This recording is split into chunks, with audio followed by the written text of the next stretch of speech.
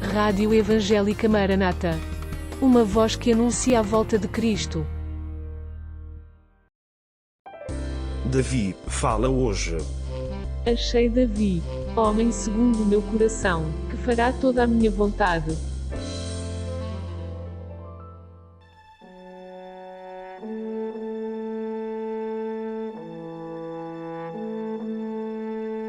Este é o episódio número 11, na caverna de Adulão. No último episódio, vemos como Davi foi perdendo um a um os seus maiores apoios. A companhia e o amor da esposa, o companheirismo de Jonatas, a companhia sábia de Samuel e a ajuda espiritual do sumo sacerdote Abimeleque.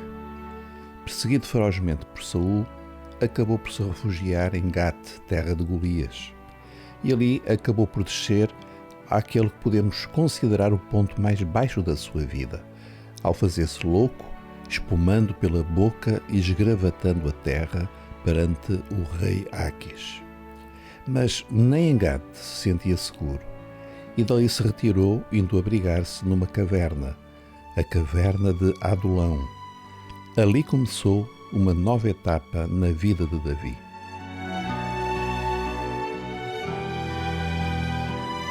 Adulão era uma cidade cananita que se localizava no território de Judá, a cerca de 25 km a sul de Jerusalém. O nome Adulão significa retiro ou refúgio, nome bem apropriado para a situação de Davi. Na região havia várias cavernas e foi numa delas que Davi se escondeu. Não podemos imaginar o que Davi pensava ao analisar a sua vida até aquele momento. As profecias que Samuel tinha proferido a seu respeito pareciam muito distantes da realidade. Todo o seu esforço não se dirigia a tornar-se rei de Israel, mas diariamente a escapar com vida às perseguições de Saul. Não podemos saber o que ele pensava, mas sabemos uma coisa: Davi podia ter perdido tudo, mas ainda lhe restava a sua fé no Senhor. E sabemos isso porque há dois salmos em particular que foram produzidos por ele neste período: o Salmo 57 e 142. Vale a pena ler alguns excertos destes salmos. Talvez alguém que nos escuta neste momento se sinta como Davi. Pois bem, irmão, escuta a oração que Davi apresentou ao Senhor.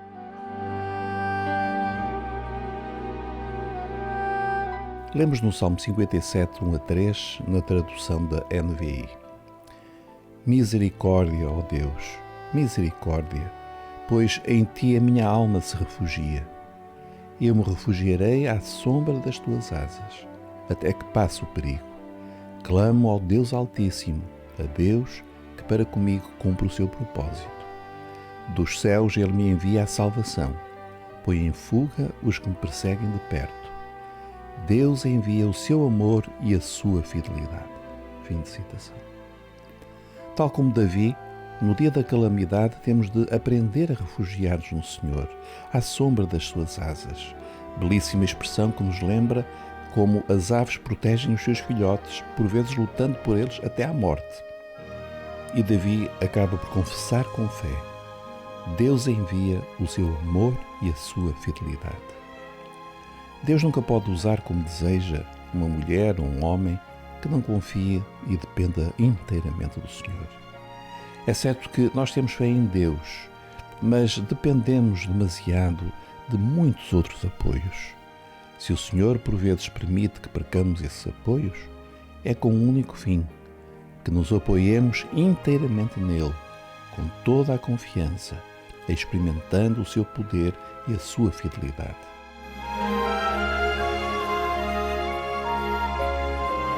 No Salmo 142, 4, Davi diz ao Senhor como se sente. Citação: Olha para a minha direita e vê, ninguém se preocupa comigo.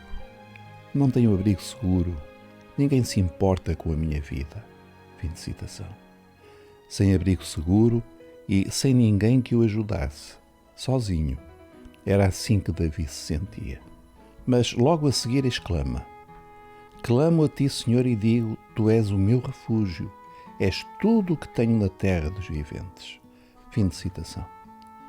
Foi um longo percurso até Davi chegar ao momento em que confessa ao Senhor: Senhor, eu perdi tudo, não tenho nada, perdi a família, o meu melhor amigo, os meus conselheiros espirituais. Só me resta um. Tu, Senhor, tu és tudo o que tenho na terra dos viventes. Querido irmão, talvez você se encontre nesta jornada de fé sentindo-se como Davi se sentiu naqueles dias. Lembre-se que Deus está a prepará-lo para uma nova e frutífera etapa na sua vida espiritual.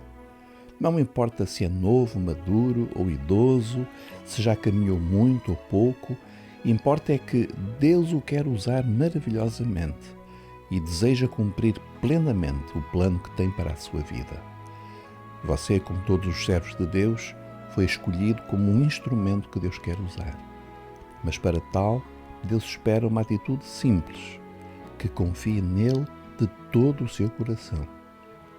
Vai haver um momento em que você também vai chegar à caverna de Adulão. E aí a escolha é sua. Ou desanimar e desistir do projeto que Deus tem para a sua vida, ou dizer confiadamente a Deus: Senhor, estou sozinho, mas sei que te tenho a ti e isso me basta.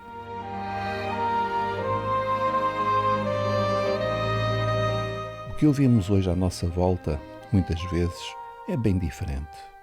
Prega-se uma espécie de triunfalismo fácil, ensinando que Deus nos escolheu para sermos vencedores, o que é verdade, e que cada crente não deve aceitar perder, mas vencer sempre, o que é duvidoso.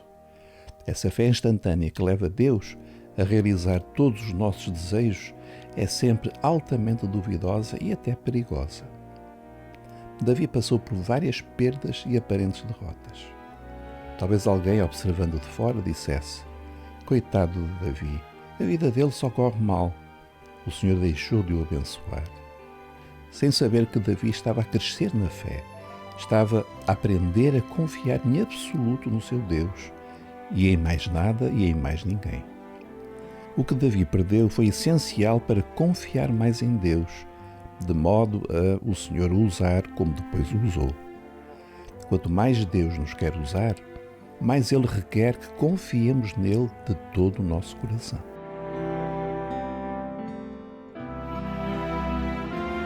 O nosso crescimento espiritual tem sempre a ver com crescer na fé. Precisamos de mais fé. O Senhor Jesus ficava exasperado com os discípulos, a quem censurou várias vezes, usando sempre a mesma expressão: homens de pouca fé. Foi assim a quando da multiplicação dos pães. Citação. E Jesus, percebendo isso, disse: por que razoais entre vós, homens de pouca fé, sobre o não terdes trazido pão? Mateus 16:8. Foi assim no meio da tempestade. Citação. E ele disse-lhes: por que temeis, homens de pouca fé? Então, levantando-se, repreendeu os ventos e o mar, e seguiu-se uma grande bonança. Mateus 8:26. Foi assim ao vê-los preocupados com a sua sobrevivência material. Citação. E se Deus assim veste a erva que hoje está no campo e amanhã é lançada no forno, quanto mais a vós, homens de pouca fé. Lucas 12:28. Foi assim com os discípulos e será sempre assim conosco. Que Deus acrescente a nossa fé.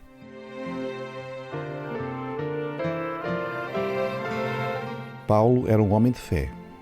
Tinha perdido tudo e por isso a sua dependência de Deus era total.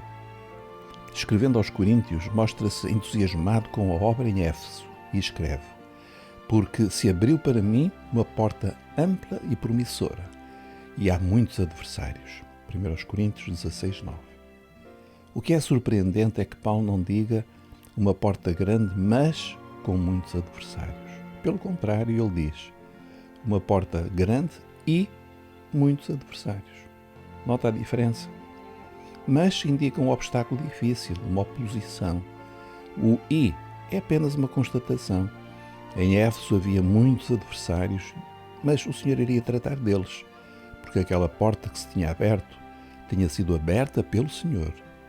E assim se veio a confirmar. Grandes lutas e grandes vitórias naquela cidade onde Paulo implantou uma importante igreja na Ásia Menor. continuaremos no próximo episódio a escutar o que Davi nos fala hoje. A paz do Senhor.